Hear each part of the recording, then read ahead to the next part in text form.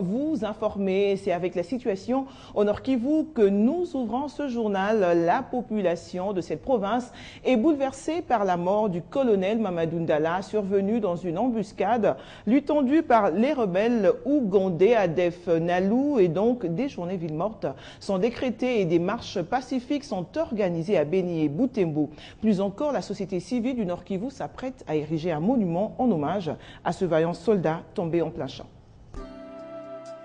C'est comme un coup de foudre que la population du Nord Kivu a accueilli la triste nouvelle de la mort du colonel Moustapha Mamadou Ndala en début d'après-midi de ce jeudi en ville de Beni. Du coup, c'est la consternation, la déception, l'angoisse et même le regret qui ont caractérisé l'attitude de la population du Nord Kivu. Hommes, femmes, jeunes et enfants, tous regrettent l'assassinat crapuleux de ce célèbre militaire des FARDC qui a scellé la mort militaire du M23 en novembre dernier dans le Rutshuru et Nyiragongo et qui s'apprêtait à faire autant pour les ADF Nalu en territoire de Beni. À l'annonce de sa mort, les activités se sont partiellement arrêtées dans les grandes agglomérations de la province, notamment Beni, Butembo et Goma. Des feux ont même été allumés dans ces villes toute la nuit dans certains quartiers. Une manière pour les habitants de pleurer, celui qu'on appelait au Nord Kivu libérateur. En ensemble, les populations du Nord Kivu parlent d'une perte énorme pour la République avec la disparition de ces vaillants combattants, car disent-ils, le colonel Mamadou Ndala a à son vivant convaincu le Congolais de son sens patriotique. Les Nord-Kivusiens n'hésitent pas à les hisser au rang des martyrs de la RDC, car ayant versé son sang pour la cause de la nation.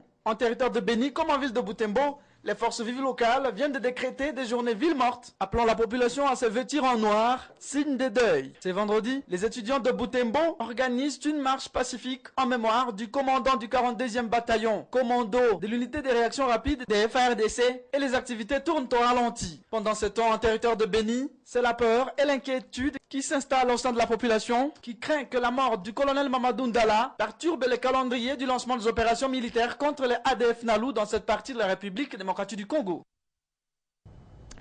Je vous l'annonçais en titre, la journée de samedi 4 janvier consacrée à la célébration des martyrs de l'indépendance en RDC sera au Nord Kivu dédiée au colonel Mamadou Ndala, l'un des martyrs de la lutte héroïque contre les forces du mal. C'est ce qu'a déclaré il y a quelques heures le gouverneur Julien Paluku, qui a à l'occasion appelé la population au calme. Et ici même à Kinshasa, les députés nationaux élus de la province du Nord Kivu appellent à l'ouverture d'une enquête pour que les circonstances de son décès soit connue. La mort du colonel Mamadou Ndala enregistre des réactions en provenance de partout à travers le monde. Dans le pays, après le gouvernement de la République et notamment le chef de la MONUSCO, c'est au caucus des députés nationaux du Nord Kivu de lever le ton à travers cette déclaration à 4 points essentiels. À cet effet, les députés nationaux élus du Nord Kivu 1.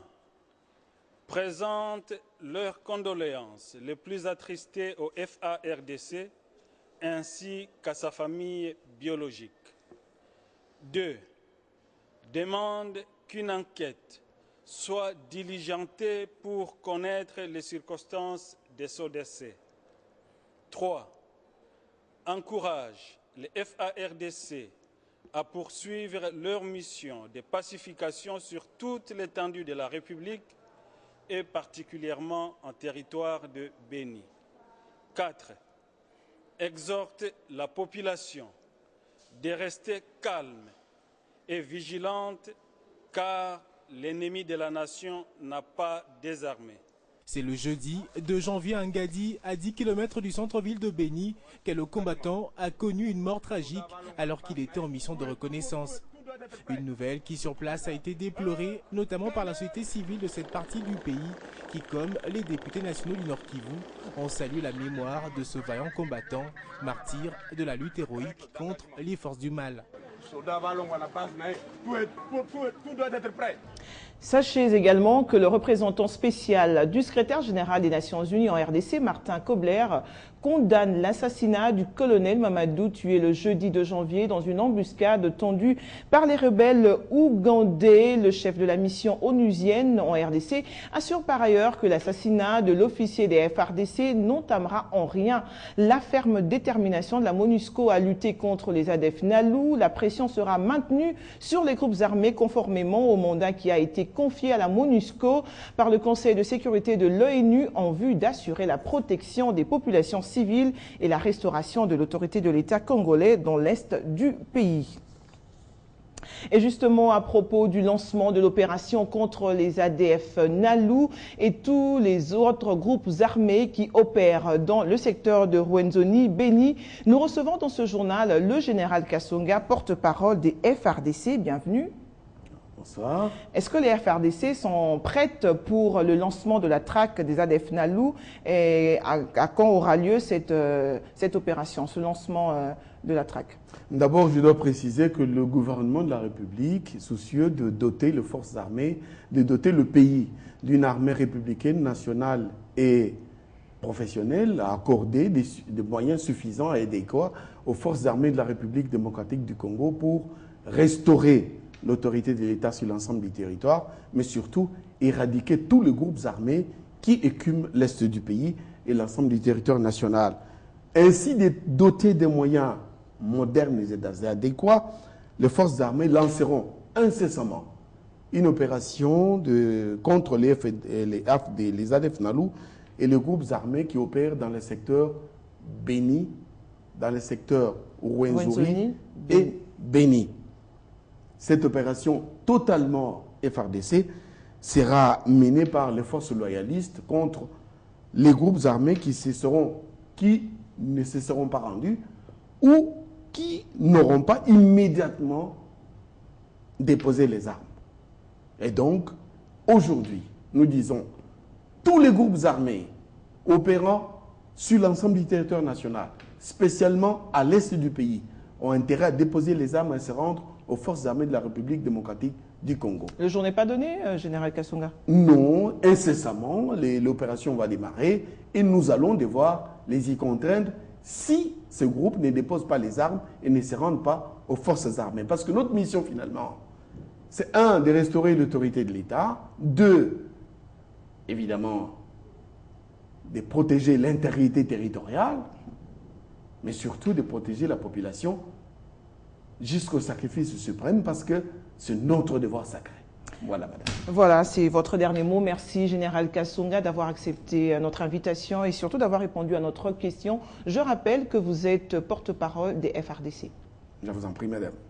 Changeant de cap, plus de 600 Congolais vivant en République centrafricaine viennent d'être rapatriés à Zongo, dans la province de l'Équateur, par l'ambassade de la RDC à Bangui. Parmi eux, il y a des hommes, femmes et enfants dépourvus de tout. Faute de logement, ces rapatriés ont investi le bureau de la mairie de Zongo où ils passent les nuits. Si rapidement nous pouvons le déplacer chacun vers son village, ça sera quelque chose de bon. Il faut que ça s'efface très rapidement, puisque la situation risque de dégénérer. Localement, on n'a pas de moyens. Les frontières sont fermées depuis le 5 décembre. On ne sait même pas percevoir nos petites taxes. Ces cris d'alarme démontrent à suffisance l'ampleur et la gravité de la situation qui prévaut à Zongo, dans la province de l'Équateur. Selon le maire de cette contrée, Michel Ziakoye Keyeke, explique que la plupart de ces rapatriés ont été victimes des pillages en Centrafrique. Ils sont rentrés en République démocratique du Congo main bredouille. Michel Ziako lance ainsi un appel aux humanitaires et aux autorités congolaises pour qu'ils puissent intervenir parce qu'il y a risque d'épidémie devant l'installation de la mairie où ils sont amassés. C'est depuis le 31 décembre dernier que la première vague de 250 rapatriés ont traversé la frontière. La seconde est arrivée le 1er janvier. Ces personnes fuient pour la plupart les affrontements entre miliciens dans la capitale de la Centrafrique. Jusqu'à mi-décembre dernier, au moins 1329 Centrafricains avaient trouvé refuge à Zongo, mais 670 seulement ont été enregistrés à la Commission nationale des réfugiés selon les humanitaires. Sachez également que l'École nationale d'administration de la RDC a une nouvelle équipe dirigeante. Elle a été notifiée ce vendredi par le ministre de la fonction publique, Jean-Claude Kibala. L'ENA a comme directeur général un diplomate de carrière. Il s'appelle Daniel Makiessé et son adjoint Guillaume Banga. Et le ministre Kibala, lors de cette cérémonie, présentait à l'assistance l'ordonnance présidentielle du 27 décembre 2013 portant ces nominations. Cette action entre dans le cadre de la réforme de l'administration congolaise. Après leur nomination par le président de la République, les voilà qui entrent donc en jeu à travers cette signature. C'est le moment pour nous et une très grande opportunité d'exprimer toute notre gratitude. Je suis très content que le gouvernement de la République démocratique du Congo, à travers son ministre de la fonction publique, le chef de l'État, ait placé sa confiance en nous. Mais ils peuvent beau se réjouir de leur nomination. Attention, les défis qui les attendent sont énormes. Daniel Makessé, directeur général, et Guillaume Banga, son adjoint, auront la lourde charge de matérialiser à leur niveau différents projets de réforme en cours, initiés par l'actuel gouvernement par le biais du ministère de la fonction publique. C'est vraiment pour nous un défi très important à relever dans le cadre de la réforme globale de l'administration publique. Des tâches à résoudre au cours du premier trimestre de cette nouvelle année. C'est vraiment une opportunité pour nous de contribuer fortement à cette réforme fondamentale pour la refondation de notre État. Il est d'une exigence capitale que les jeunes soient formés avant de travailler pour l'État. Voilà ce qui traduit le souci du gouvernement de mettre en place une école nationale d'administration. Mais la matérialisation de ce projet de l'ENA a des exigences. De le pourquoi de la réhabilitation des locaux qui abriteront cette école, mais aussi avec de matériel, notamment de chaises et autres. Et puis après les fêtes de Noël et de bonne année, l'opération d'approvisionnement des agents et fonctionnaires de l'État en denrées de première nécessité lancée récemment par la directrice générale de la réserve stratégique se poursuit. Ces denrées sont octroyées aux fonctionnaires à un prix abordable, une manière pour la directrice générale d'améliorer le social des Congolais. Un itinéraire bien établi pour ces véhicules de la réserve stratégique qui s'en vont livrer des vivres aux fonctionnaires de l'État. Premier arrêt, le lycée Boussangani à la Gombe. Puis vient le tour des Saint-Charles-Luanga à Bandalungwa, Saint-Raphaël à Limete, le centre Elikia jusqu'à la SBLOP internationale. Ces denrées sont données à crédit, payables en dé en 1 mois. Le prix se veut le moins accessible, ce qui tout naturellement est cause de joie.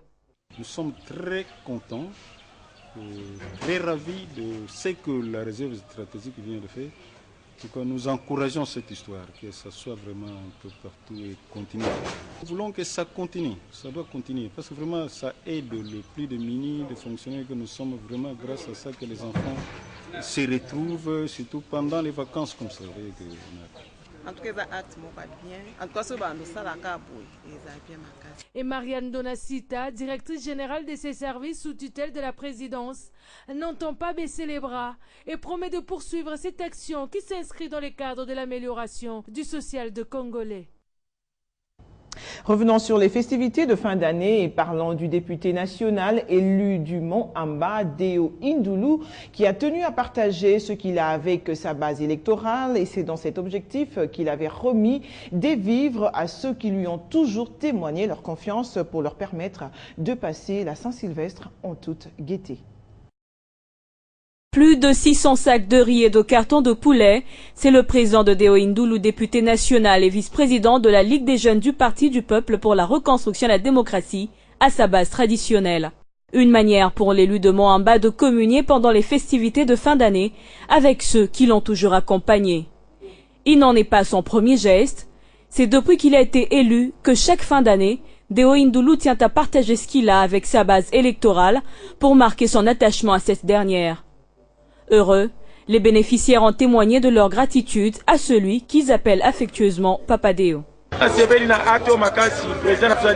Je suis content de l'acte qu'il a posé. L'année passée et l'année antérieure, il avait fait la même chose. Seulement que cette année, on ne s'attendait pas à avoir un sac de riz et un carton de poulet chacun. Que Dieu le bénisse.